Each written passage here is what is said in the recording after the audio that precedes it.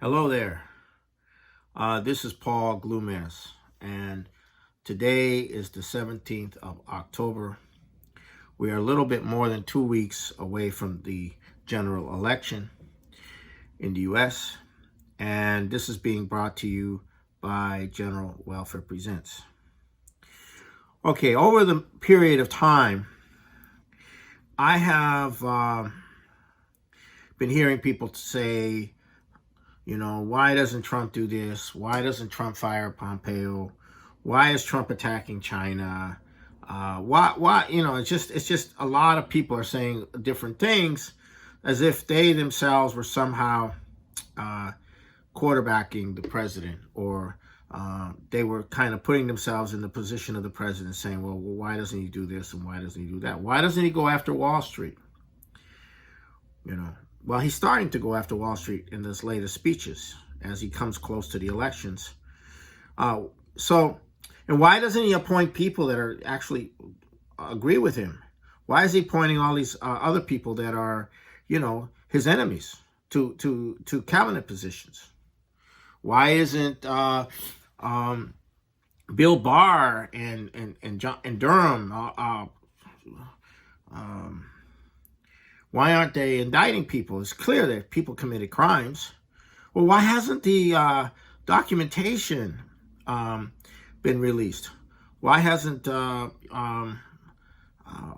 everything that's been released that the president asked to be released, why isn't that being released? The declassification of documents, why not? And so people go like, you know, they ask all these questions, you know.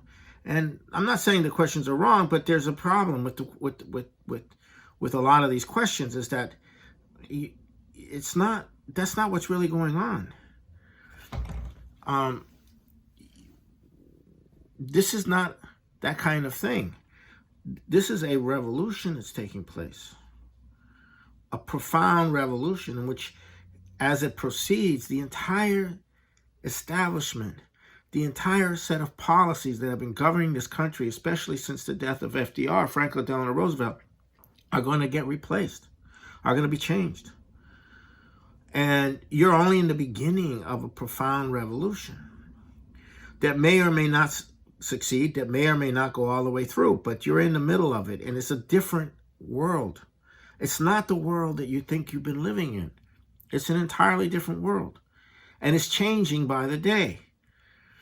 So in this episode, I'm going to try to go through the 9 basic things that are characteristic of a revolutionary moment, a revolutionary period of history. So you get some objective sense of where we are and the process by which we're going in. So I'm going to go through the 9 basic things and then go into and develop them after I list them. Okay, the first is something called the conjunctural perspective. The second is called the discontinuity of history. The third is the shifts in the axioms of the population. The fourth is the hardening of divisions based on worldview, habits, and sentiments. The fifth is the question of leadership. The sixth is the question of the activation of people who have never been political or who are on the sidelines and never had an opinion. The seventh is the terror of the consequences of the revolution of those in power. The eighth is the issue of factitious advantage, or the issue of the truth. And the ninth is what happens in the aftermath of a revolution. How does it get reorganized? Okay. So these are the 9 basic things that I put together as the aspects of a revolutionary process. And what you have to understand is that when you're in a revolutionary process, It's the process itself and the directionality of the intentions of the actors in the process that shapes the outcome. Not some, why doesn't somebody do this and why doesn't somebody do that? Or if I were in there, this is what I would do, that kind of thing. No. Now, I'll start with what I mean by conjunctural perspective. Okay, conjunctural perspective is something that develops very early, long before a revolutionary period develops. And the conjunctural perspective is something only a few individuals have. And it's based upon a projection into the future in the imagination of what the consequences of various policies are going to be over a long period of time. And this is where Lyndon LaRouche was the master. He had put together a conjunctural perspective as early as 1971 and revised around 1975. And that conjunctural perspective is based on the following arrangements. The society that we were living in was going to undergo difficulties because what had come into being was a rapacious global financial system that would continue to loot and loot and loot and loot until there was nothing to loot. And then at various inflection points in that process of global looting, there would be a disenchantment of the population with the establishment that was implementing those policies, and there would be essentially the potential for a revolution. And prior to that conjunctural perspective, presenting the policies that would be alternative policies would have to be done at every point. And that's the essence of this concept of a conjunctural perspective. So long before there's a revolution, you have people like LaRouche and myself who have been preparing for that. And in my case, it's been for approximately 45 years. I've been preparing for this revolution that we are currently in. Okay, the discontinuity in history. Okay, what happens is you have a trend line of, one day going after the other. Things are pretty stable. The political system is stable. Everything's stable. And then you have this break where it's not stable, where it's not determined how history is going to proceed. There's a disconnection between the past and the present with the future. And there's a discontinuity. It doesn't follow. The period that we're coming out of this election is not follow from where we've been. It doesn't follow. It's an entirely new period in world history. It could be genocide on a vast scale, or it could be an entirely new paradigm of economic development. It's not clear where it's going to come. It's discontinuous. That's what the word discontinuous means. The third thing is this question of the way people think. Everybody has all kinds of axioms that they believe in, axioms that they believe in. And a lot of them are contradictory, and they're slumbering inside the people. And in certain situations, certain axioms are activated and certain not. I'll give you an example. A lot of people that went through the counterculture collapsed psychologically, and they became religious fundamentalists. And they adopted the idea that man was evil and that the end times were going to come, and there's nothing you could do except for the rapture, and perhaps in the post-rapture, or in the hereafter. So by doing that, they surrendered themselves to that, and then that allowed them to deal with to have a kind of mooring or a kind of core. So, and then comes, but those same people have an optimistic side that is still there. It can be triggered. It can be awakened.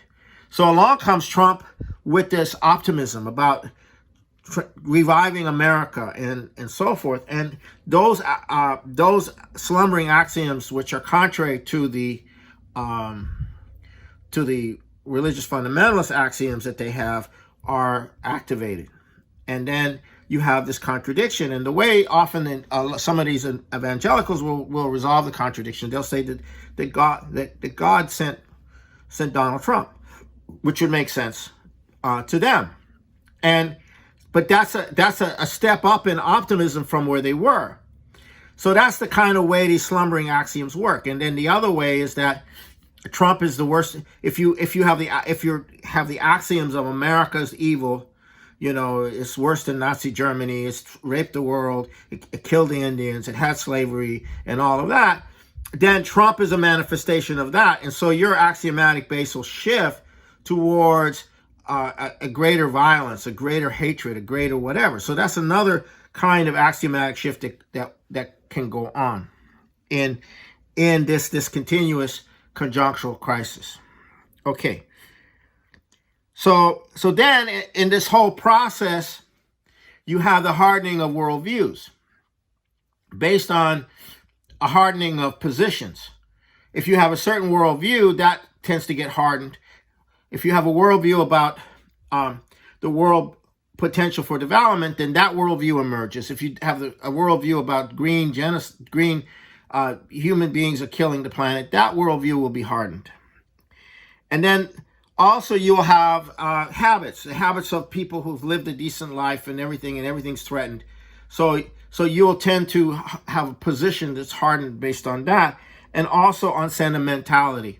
What Black Lives Matter is a massive attempt to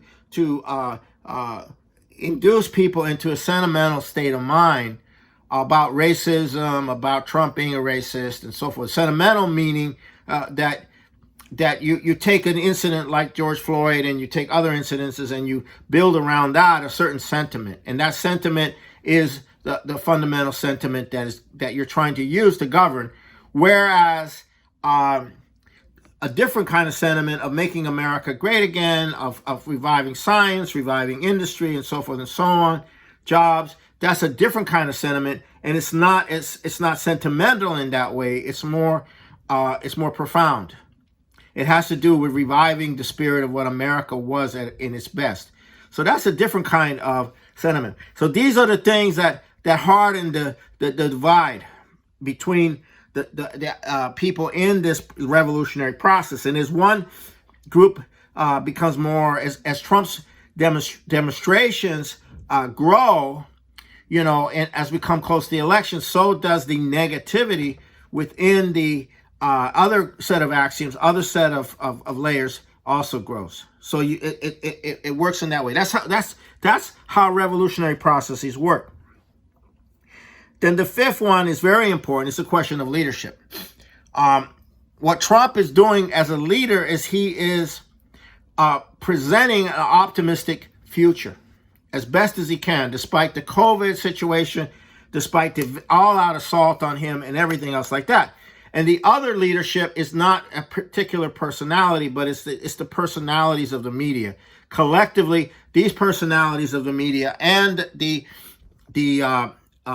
Facebook, Twitter and Google, they represent collectively the alternative media because they're all presenting an alternative worldview to what Trump is, an alternative to what world Trump it represents.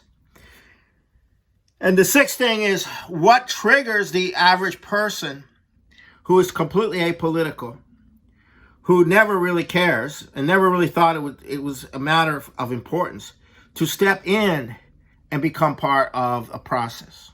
Okay, in this case, you have 100 million people who don't vote. How many of those are going to come in? How many of those are going to come in for Joe Biden because they've been activated by, Alejandra,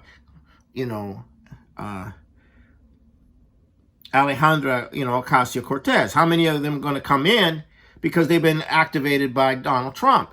You see, and by this whole process. So you don't know. You don't know. But those are the people that don't vote or haven't voted. And the polls can't tell you what can't measure that. This is totally outside of any measurability of the polls. And to a large degree, the polls have been very diverse. I mean, they've been up and down all over the place. They haven't been consistent. So you're looking at that as part of the revolutionary process. And then you have the issue of the elites that are going to lose power. And many of these elites are a part of a culture of cocaine, particularly the younger ones. They're a culture of the total degeneracy and corruption. And all of that is going to come to an end because you're going to have to reorganize the financial system. And everything that they represent based upon the permanent war, permanent globalization, permanent everything, all of that's going to come crashing down, and they're not going to be in control. And so the desperation of the elites is a major factor in a revolutionary. They will double down and double down and double down, like they did with this thing with Hunter Biden, where they tried to stop the dissemination of the emails and the information that was out of that laptop through censoring on Facebook and Twitter. And this whole thing blew up. But they will over-deploy and over-deploy. And this continuous over-deployment also impacts people because people start to say, well, what's going on? What's going on? You know, and a good example of this is the attack on Trump, you know, trying to link him to QAnon. So people are saying, well, what's QAnon? So then they go on to QAnon and they try to figure it out. Well, it's not that QAnon is this or that. It's that people are trying to figure out what this is all about. And that's a very, very important part of the revolutionary process, is that people are waking up to try to figure it out.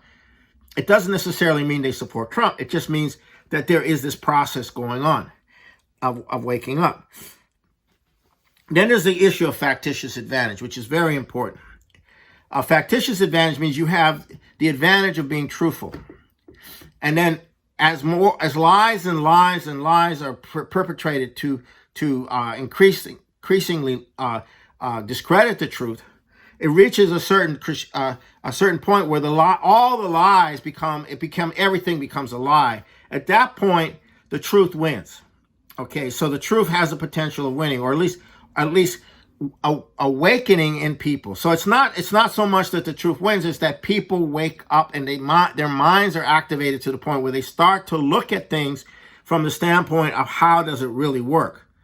Not based on sentiment, not based on how they feel, not based on this or that, but based upon an actual reasoning, questioning process. And that reasoning, questioning process is really at the core of any revolutionary period. Okay, now we go into the last one. The ninth one is the aftermath. Once you've crushed the power that governs this new world order, this globalized system, and what have you, start to change. The key is to what degree has this process generated an organic leadership that can increasingly step into the positions of responsibility that is required of them. And that's a very key part of a revolutionary process, which is what we're in. And this election is not just an election. It's very important. It's probably the most important election in human history, but it's very important from the standpoint of the process itself, but also of the fact that it's possible that the constitutional system of the original revolution of the United States still has some potential for generating the next revolution, or completing the revolution that was begun in 1776, was continued in the Civil War, was continued with FDR. Continuing that revolution, that fountain of the concepts of which founded the United States, will have incredible effects all over the world, because there's a huge damper on nations in the European Union and all over the world. When they see, and if this revolution is successful in the United States, it will uncork not color revolutions, which are run by Soros and the CIA and so on and so forth all over the world, but it will uncork the sovereign nationalist tendencies in every country to want to develop and cooperate with each other to develop. So this whole thing is not just about the United States, it's about the world as a whole. What's going to happen in the world as a whole? Because the model that Donald Trump will represent to the rest of the world is possible in every country. Every country in Africa can go back to a nationalist orientation rather than be part of a rules-based order. Every country in Latin America can go back to a nationalist tendency, like they've had at various different times. This is very important. This is a very important feature of this revolution. And so, So we're seeing a massive activation of the population, but the activation and demonstrations for Trump, the opposite would not be presented in demonstrations. It would be presented in riots. It would be presented in the media assault. Would be represented in that kind of thing. So you have that process going on. So, and then you have the whole question of a contested election, which will further activate and draw more people into the process. They won't quiet down after the election. They will continue, and that process will continue until either the revolution is successful and there's been a fundamental change in the U.S., which means a fundamental change in the world, or it's destroyed and the bankers' dictatorship comes in and the genocide comes in under the Green New Deal and so forth and so on. So this is where we are. So I thank you very much for watching this, and I'll have another one up next week. All right, take care.